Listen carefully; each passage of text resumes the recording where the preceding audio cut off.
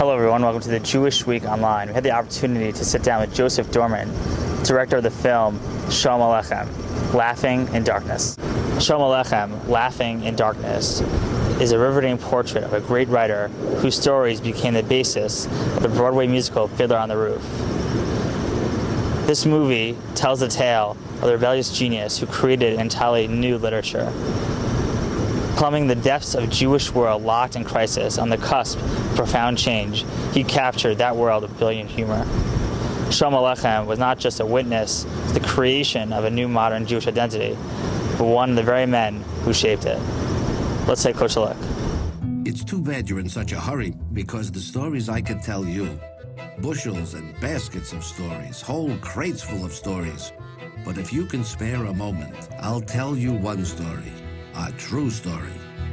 The reading of a story of Sholem Aleichem on Friday night became a Jewish family ritual. Sholem Aleichem is trying to paint a portrait of a society at the same time as that society is dissolving. His genius was he saw where Jews were going, but he also knew where they came from. Jews have undergone a tremendous transformation, and Sholem Aleichem, more than any writer, has captured its challenges. He's captured its humor. As the saying goes, if you have money, you're not only clever, but handsome too and can sing like a nightingale. Sholem Aleichem never uses humor to escape from what's terrible. He uses humor to enable you to understand that there is a perspective from which the most terrible thing is funny too.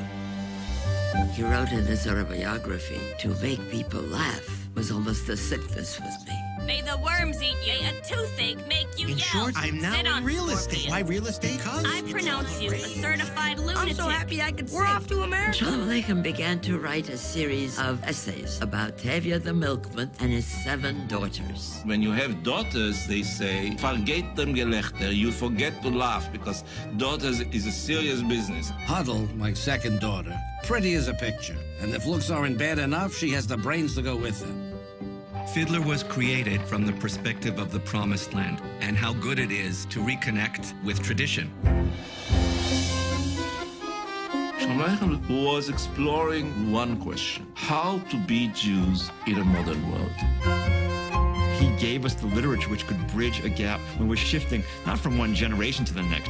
This is going from one epoch to the next. There's no question that he becomes a true culture hero. He's the ultimate modern, or to put it more accurately, he's the precursor for us.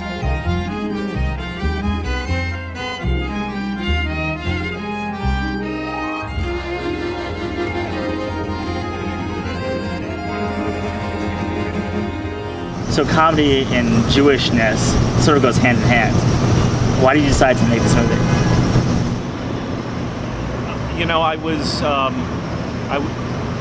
was searching around for a film to do, and I was sort of at a loss, and a friend of mine, Professor Jeffrey Chandler, suggested doing a film on Sholem Aleichem, and I really knew nothing about Sholem Aleichem. There was a book, the Tevye stories, on my parents' bookshelf. I don't remember anyone in the family ever picking up that book, but we had it there because Sholem Aleichem became a kind of talisman for generations of Jews, sort of having a copy of Sholem Aleichem was synonymous with being Jewish. It was like having a copy of the Bible on your bookshelf, and he really became something like a Bible to generations of Jews. But it was only until I started reading his work that I realized what a great artist he was. He wasn't just a folk figure. He wasn't just the man whose stories Fiddler on the Roof were based on. He was someone who was part of an entire generation of Jews who were really trying to redefine the modern Jewish experience. It truly shows the beginnings of really comedy, but Jewish comedy is so ingratiated in our society. What have you taken away from this film?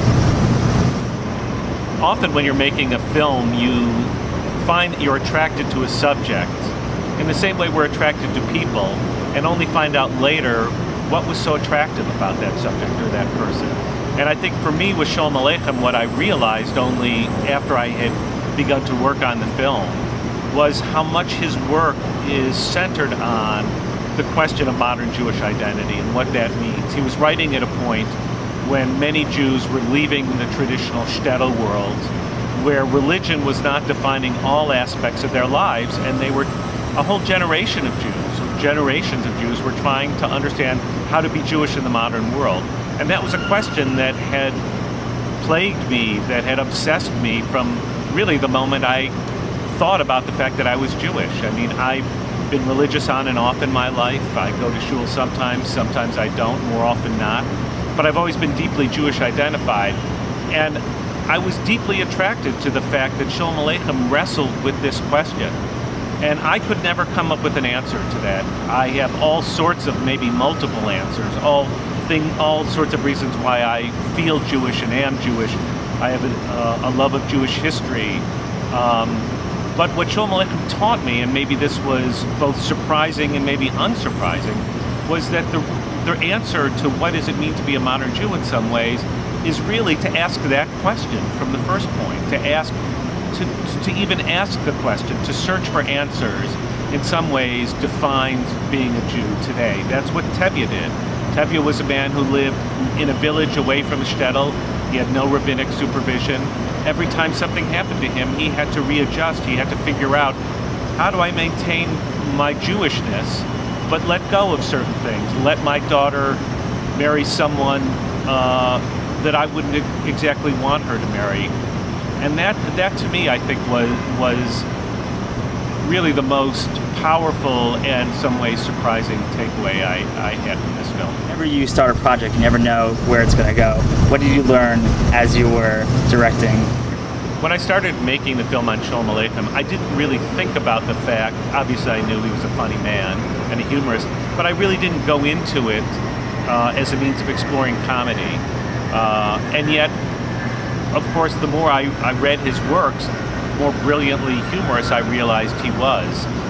And the more I realized that he created, not only did he feed off of centuries, generations of a certain kind of Jewish, ironic, comedic sensibility, but he really helped reshape it and remold it for the contemporary, for the modern era.